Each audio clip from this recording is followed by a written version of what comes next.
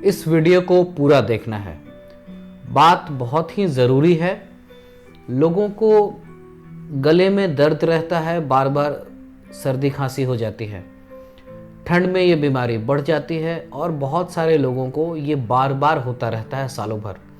इसके चक्कर में वो लोग बहुत सारी दवाइयाँ लेते हैं और दवाइयाँ लेते लेते खुद भी एक तरीके का एक्सपर्ट बन जाते हैं। इतने सारी चीज़ें करने के बाद भी दवाइयों का पूरा एक बक्सा बन जाते हैं वो लोग, लेकिन फिर भी उनको आराम नहीं मिलता है। इसलिए आज गले में बार बार दर्द क्यों होता है, क्यों बार बार इन्फेक्शन होता है, इसको हम लोग कैसे इसका इलाज करते हैं और कैसे हम लोग इसको रोक सकते हैं, क्या सावधानियां हैं और क्या इसका नुकसान है, पूरी बात बहुत डिटेल में मैंने बताई है। इसके लिए ये ज़रूरी है कि आप ये पूरा वीडियो पूरी तरीके से ध्यान से देखें और सुनें। धन्यवाद। मेडिकल कॉलेज में हमारे सर कहा करते थे कि मरीज़ों को उनकी बीमारी के बारे में और इलाज के बारे में बता दिया जाए तो उनकी आधी बीमारी ठीक हो जाती है। मैंने भी अपने प्रैक्टिस में इस चीज़ को इस्तेमाल किया है। पिछले कई वर्षों में मैंने बहुत सारे अस्पतालों में काम किया है, जिसमें नई दिल्ली का एम्स का अस्पताल भी है। जो बातें लोग अपने डॉक्टर से नहीं पूछ पाते हैं और जानकारी के अभाव में कई बार नुकसान होता है, तो ऐसी ही बातें मैं इस चैनल के माध्यम से लोगों को बता रहा हूँ। ये है ऐप डॉक्टर बिना फीस के, और मेरी एक किताब भी है हार्ट के ऊपर में, जो कि मैं फ्री में दे रहा हूँ। जो भी अपना ईमेल भेज देंगे मैं आपके ईमेल में वो किताब भेज दूँगा फ्री में। तो ये सारे प्रयास मैं कर रहा हूँ ताकि हमारा समाज एक स्वस्थ समाज बने, इलाज का सही असर मिले, सिर्फ दवाइयाँ ही ना चलें। तो आप भी ऐसी बातों को जो आपके काम आए दूसरों को बताइए। आइए हम अपने समाज को स्वस्थ और प्रसन्न बनाएं। स्वस्थ रहिए, प्रसन्न रहिए, जानकारी सीखिए और दूसरों को स्थितियों में हम देखेंगे कि अगर गला दुख रहा है, गले में दर्द है, तो ज़्यादा हमें सावधान रहना चाहिए। कुछ ज़्यादा बड़ी बात भी हो सकती है। इन सारी चीज़ों को हम लोग समझेंगे। जितनी भी चिंताएं दुश्चिंताएं होती हैं उन सारी बातों को हम लोग अभी समझेंगे। गला जब हमारे ये दुखता है, ये गला नीचे में हमारे सांस की नली है और उसके बगल में खाने की नली है और उसके बीच की जगह को हम लोग कहते हैं लैरिंक्स। तो इस जगह पे कई कारणों से ये दुखता है और उनमें है सबसे जो कॉमन कारण होता है वो होता है वायरस का infection, viral infection. Corona virus भी एक वायरस है, लेकिन कोरोना वायरस तो अभी इस समय में है। इसके पहले भी वायरस हैं, इसके बाद में भी वायरस रहेंगे। बहुत सारे वायरस होते हैं जो इतने खतरनाक नहीं हैं और उससे गला दुखता है। इसमें आपका जो कॉमन इन्फ्लुएंजा का वायरस होता है वो भी होता है, मीज़ल्स का वायरस होता है, बहुत तरीके के वायरस होते हैं जिनकी वजह से अगर इन्फेक्शन लगता है तो हमारा गला दुखता है। वायरस के अलावा बैक्टीरिया भी होते हैं और बैक्टीरिया के इन्फेक्शन होने के बाद भी गला हमारा दुखता है। कई बार ऐसा होता है कि इन्फेक्शन शुरू होता है वायरस का, लेकिन बाद में उस पर चूँकि वहाँ पे बहुत ज़्यादा वायरस की वजह से हमारे गले की प्रतिरोध क्षमता जो होती है, वो इन्फेक्शन को रोकने की ताकत वो कम हो जाती है और तब वहाँ पे बैक्टीरिया का भी इन्फेक्शन होता है। उसको हम लोग सुपर इन्फेक्शन कहते हैं। तो वायरस के इन्फेक्शन में किसी एंटीबायोटिक को देने की ज़रूरत नहीं होती है। बहुत लगभग सारे मामले जो होते हैं शुरू में वो वायरस के इन्फेक्शन के ही होते हैं और उनका इलाज हम लोग बहुत बड़े आसानी से बिना किसी एंटीबायोटिक के करते हैं। इसके अलावा बहुत तरीके की एलर्जी की वजह से भी गला दुखेगा। किसी को धुएं से एलर्जी होती है, मौसम जब बदलता है तो पराग कण जो पॉलन होते हैं उनसे होती है, धूल से होती है। इन सारी चीज़ों से एलर्जी भी जब होगी तो हमें सोर थ्रोट होगा, गला दुखेगा। तंबाकू चबाने से और स्मोकिंग करने से, सिगरेट वगैरह का धुआं होने से, इन सब कारणों से भी गला दुखता है। बहुत ज़्यादा अगर कोई बात करता है, दिन भर कोई ऐसा काम है, जैसे टीचर्स हैं जो कि दिन भर उनको बहुत ज़्यादा अगर बोलना पड़ता है, तो ऐसी स्थिति में भी गला दुखता है और इन स्थितियों में भी किसी एंटीबायोटिक की ज़रूरत नहीं पड़ती है, वो ठीक हो जाएगा। जो हम लोग अभी उपाय जिसके बारे में हम लोग अभी बात करेंगे। तीसरा मुख्य जो इसका कारण होता है वो होता है एसिड रिफ्लक्स। हमारे खाने की जो नली है वो नीचे जाके पेट में जाके मिलती है, जहाँ कि हमारा भोजन इकट्ठा होता है। इस भोजन को पचाने के लिए एक एसिड की ज़रूरत पड़ती है जो हमारा पेट खुद ही बनाता है। एसिड हमारे पेट में होता है और भोजन की नली भोजन को हमारे उस पेट तक पहुंचाती है और इन दोनों के बीच में एक वाल्व जैसी चीज़ होती है जो कि एसिड को ऊपर आने से रोकता है।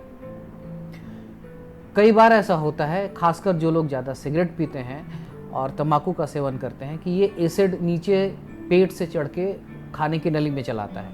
ऐसी स्थिति में वहाँ पर भी जलन होती है, और वो जब ऊपर गले तक आता है तो गले में जलन होती है। कई बार आपको रात में या लेटे हुए ऐसा लगेगा कि अचानक से मुंह में कुछ कड़वा भर गया, वो एसिड होता है जो कि पेट से निकल के आता है। और ये एसिड अगर बार बार आता रहेगा तो बार बार गला दुखेगा, और वहाँ पे धीरे धीरे वो एक घाव की तरीके का शक्ल ले लेता है। बहुत बड़ा घाव ऐसा सीरियस नहीं होता है, लेकिन वहाँ पे इंजरी ज़रूर होती है, सेल्स वहाँ पे डैमेज होते हैं, और इसके वजह से भी वहाँ पे गला दुखता है। जो लोग मुंह से सांस लेते हैं, सोए हुए हैं और मुंह से सांस लेने की बहुत लोगों को आदत होती है, ऐसे में क्या होगा कि गला सूख जाता है। गला सूख जाने की वजह से भी गला दुखता है। तो ये सारे मुख्य कारण होते हैं जिनकी वजह से हमारा गला दुखता है। बैक्टीरिया का जब इन्फेक्शन होता है तो हम लोग दवाइयों में एंटीबायोटिक्स भी देते हैं। बाकी जो कारण होते हैं उनमें एंटीबायोटिक्स देने की ज़रूरत नहीं पड़ती है। सबसे पहले तो जिन कारणों से ऐसा हो रहा है उन कारणों को हम लोग हटाएंगे, और उसके बाद हम लोग उपाय भी करते हैं। लेकिन उसके पहले ये बताऊं कि किन मामलों में जब अगर आपका गला दुखे तो ये सोचना है कि नहीं, ये साधारण बात नहीं है और इसके लिए मुझे डॉक्टर से मिलने की, दिखाने की ज़रूरत है। अगर गला दुखता है और साथ में बॉडी में कहीं रैश आता है, कहीं चकत्ते किसी तरीके का कोई आ रहा है, तब अगर आपको गला दुखते वक्त कान में भी दर्द हो रहा है, तब गांठ में कहीं पे दर्द होता है, आपके कोहनी में या घुटनों में कोई दर्द हो रहा है, तो ये सारे इन्फेक्शंस बैक्टीरिया के इन्फेक्शन की तरफ इशारा करते हैं, जिनमें कि एंटीबायोटिक्स देने की ज़रूरत है, नहीं तो इन्फेक्शन बढ़ने की संभावना रहेगी। कभी भी गला दुखना 7 दिन से ज़्यादा रहता है, सारे उपाय के बाद भी अगर 7 दिन से ज़्यादा रहता है तो नहीं, आपको डॉक्टर से ज़रूर दिखाना पड़ेगा। बुखार अगर 101 डिग्री आपका छू जाता है तब भी आपको डॉक्टर से दिखाना पड़ेगा। वो साधारण वायरल इन्फेक्शन के अलावा भी और कुछ हो सकता है, और वहाँ पे आपको डॉक्टरी सलाह की ज़रूरत पड़ेगी, वहाँ आपको दिखाना पड़ेगा।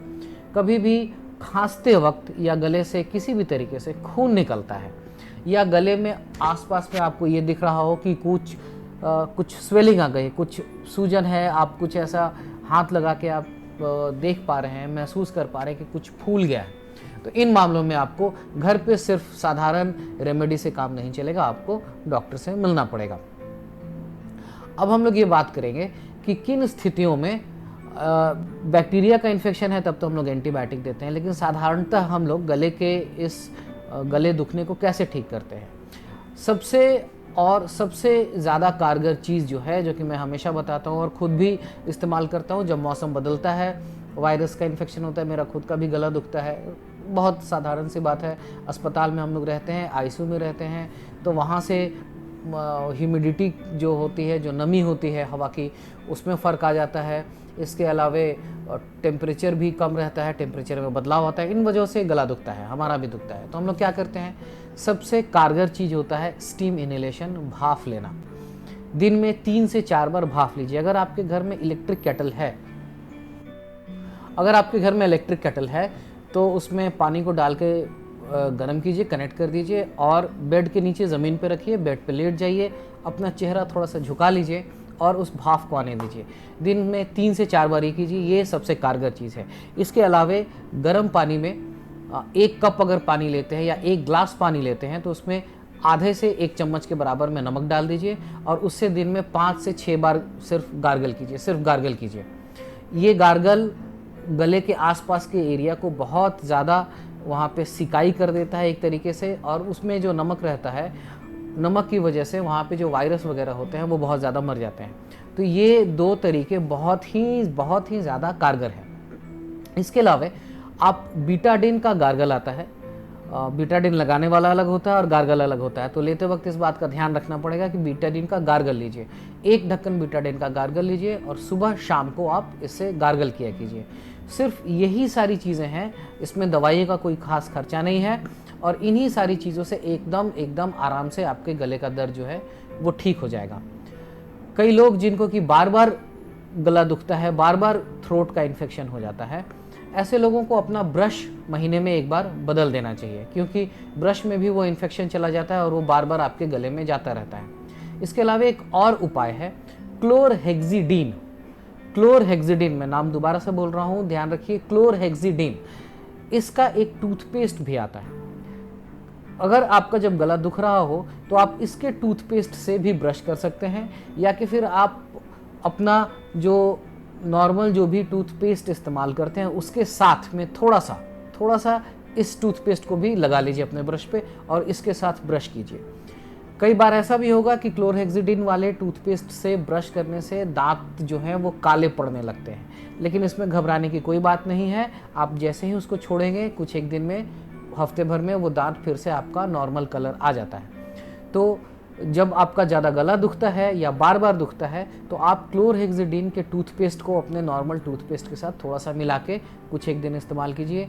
इससे भी आपके गले का इन्फेक्शन जो है, मुंह का इन्फेक्शन जो है, बैक्टीरिया जो वहाँ पे जमे हुए रहते हैं या वायरस रहते हैं, उनमें आपको बहुत आराम मिलेगा। बैक्टीरिया का अगर इन्फेक्शन होता है तो आपको एंटीबायोटिक लेने की ज़रूरत पड़ती है।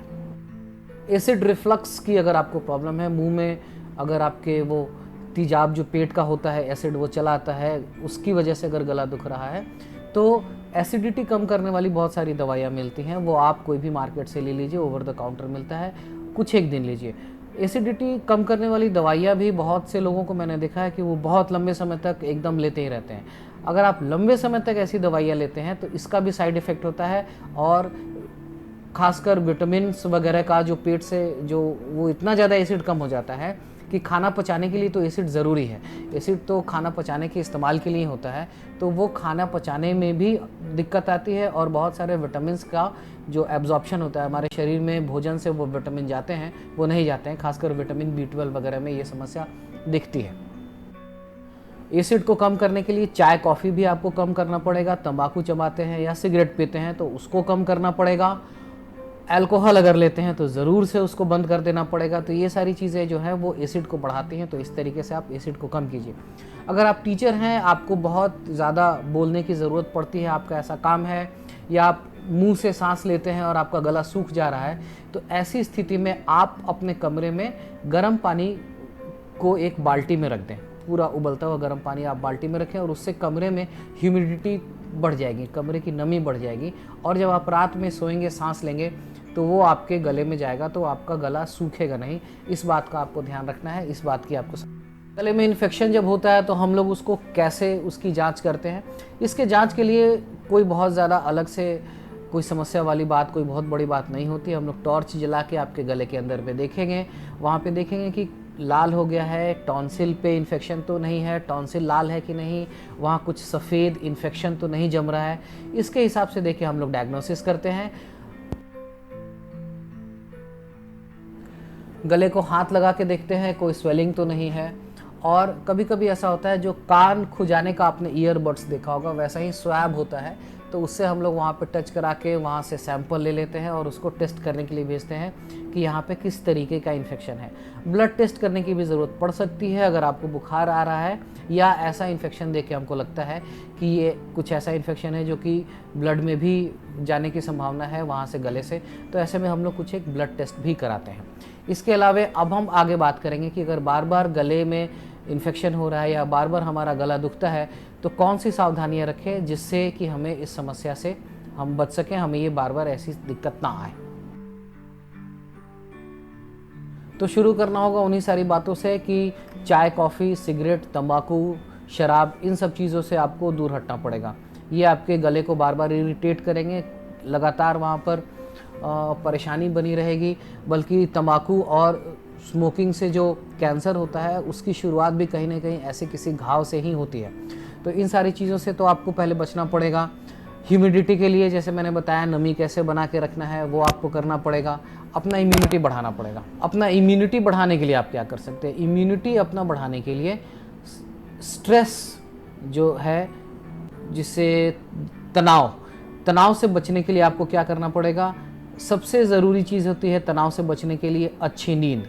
8 से 9 घंटे जो आदमी सोएगा उसका तनाव आधे से भी ज़्यादा कम हो जाएगा। ब्रेन जब सोता है तो अपने आप को पूरी तरीके से रीसेट करता है, पूरा बंद करता है, चालू करता है। इस तरीके से नींद सबसे ज़रूरी है। लंबी नींद, अनडिस्टर्ब्ड स्लीप सबसे ज़रूरी चीज़ है जो कि आपके तनाव को कम करेगा, और तनाव के कम होने से आपकी प्रतिरोध क्षमता, इम्यूनिटी अच्छी होगी, और इस तरीके के इन्फेक्शन ही नहीं बल्कि बहुत सारी दूसरी चीज़ें जो समस्याएं आ रही हैं इम्यूनिटी कम होने की वजह से, उससे भी आप बचते हैं। अपना भोजन संतुलित रखें, भोजन में विटामिन्स वगैरह लें।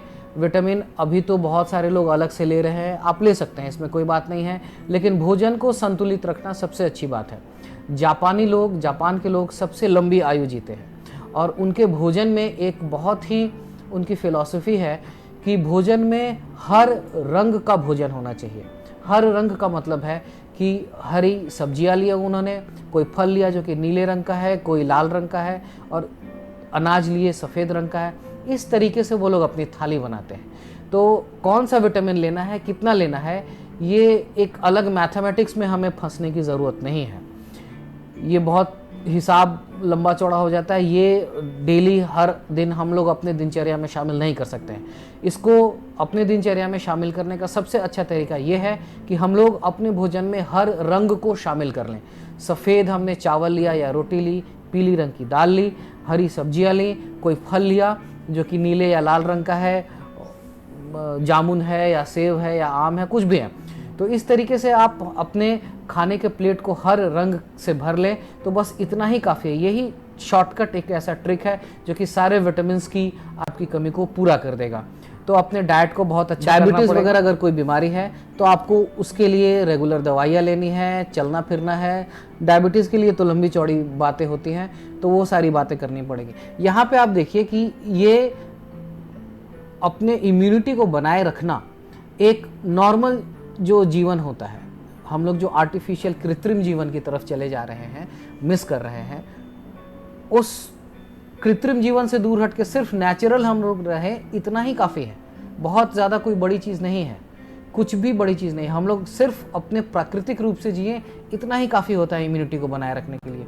सूरज की धूप अगर हमारे शरीर में लगे तो इसके लिए कोई दवाई की ज़रूरत नहीं है कि आप विटामिन डी और कैल्शियम अलग से खा रहे हैं। सिर्फ अगर हम लोग सूरज की रोशनी लगा रहे हैं तो इसका कोई रिप्लेसमेंट भी नहीं हो सकता है। हम लोग जितना से जितना प्राकृतिक जीवन जिएंगे, हमारी इम्यूनिटी उतनी ही अच्छी रहेगी, और सिर्फ गला दुखना तो दूर की बात है, बहुत सारी बीमारियों से हम लोग बचे रहेंगे अपने इस इम्यूनिटी। और वायरस का इन्फेक्शन जो कि सबसे मुख्य कारण है गले में इन्फेक्शन होने का, उससे बचने के लिए वो सारी चीज़ें जो कि आजकल बहुत सारा सबको मालूम है, कोरोना के वक्त में आप फ़ोन छूते हैं, कीबोर्ड छूते हैं, मोबाइल छूते हैं, कहीं का हैंडल छूते हैं, इन्हीं सारी जगहों से वायरस आता है। सिर्फ कोरोना वायरस से नहीं, हर तरीके का वायरस ऐसे ही आता है। कोई अगर खांस रहा है, छींक रहा है, तो उसके ज़्यादा नज़दीक नहीं जाइए। बंद कमरे में बहुत सारे लोगों के साथ अगर आप समय बिता रहे हैं तो आप ये प्रयास कीजिए कि वहाँ की खिड़कियाँ खुली रहें, दरवाजे खुले रहें, ताकि वहाँ पे वेंटिलेशन हो। बंद कमरे में अगर एक आदमी के भी वायरस है तो वो जमा होते होते चारों तरफ फैलने लगता है। तो यही सारी सावधानी है, इसमें कोई बहुत बड़ा रॉकेट साइंस नहीं है जिसके लिए कि सावधानी रखें। इलाज के लिए सबसे शॉर्टकट वही सारी चीज़ें हैं कि आप स्टीम लें, गरारा करें और अपनी इम्यूनिटी को मेंटेन रखें, एसिड से बचें, और घर में वो बाल्टी लगा के नमी बढ़ा लें। यही सब सारी शॉर्टकट चीज़ें हैं, कोई बहुत बड़ी मुश्किल बात नहीं है। तो ये सारी चीज़ें आप खुद भी सीखिए, दूसरों को भी बताइए। बहुत सारे लोगों को ऐसी चीज़ों को जानने की ज़रूरत होती है और लोग बहुत परेशान रहते हैं। तो ज़्यादा परेशानी की बात नहीं है, मेरी तरफ से आश्वस्त रहिए, उन सब चीज़ों के बारे में ज़्यादा सावधान रहिए। जबकि गला दुखता है तो ज़्यादा डेंजर साइन है, जो कि मैंने पहले बताया। अगर ऐसा कुछ है तो ज़रूर आप डॉक्टर से मिलिए। स्वस्थ रहिए, प्रसन्न रहिए, और अच्छी बातें खुद भी सीखिए और दूसरों को भी ज़रूर से बताइए अच्छी बातें। धन्यवाद। आइए हम लोग इस चैनल से जुड़ें, ऐसी जानकारियाँ दूसरों को भी बताएं शेयर करके, और पूरे समाज को स्वस्थ बनाए रखने में अपना योगदान दें। धन्यवाद। स्वस्थ रहिए, प्रसन्न रहिए।